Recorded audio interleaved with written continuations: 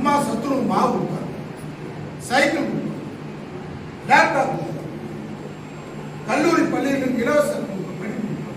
இன்னைக்கு ஸ்டாலின் காலை உணவு கொடுத்தாரு. பெண்களுக்கு பேருந்து ஃப்ரீ, மாதம் கலைஞர் உரிமைத்தொகை 1000. பெண்களுக்கு இந்தியாவே படிக்க வைத்தது யார்?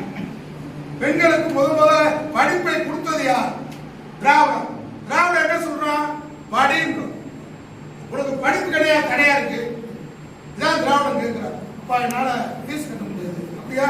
கலைஞர் சொன்னார் SSLC வரைக்கும் ஃப்ரீ. திரும்ப வந்தாரு, அம்மா வந்தாங்க, காலேஜ் வரைக்கும் ஃப்ரீ. எம்ஜிஆர் சத்துணவு ஒரு என்ன தடையா இருக்கு? யூனிஃபார்ம் எல்லாரும் யூனிஃபார்ம் ஃப்ரீயா கொடுக்கும். சைக்கிள் கிடையாது.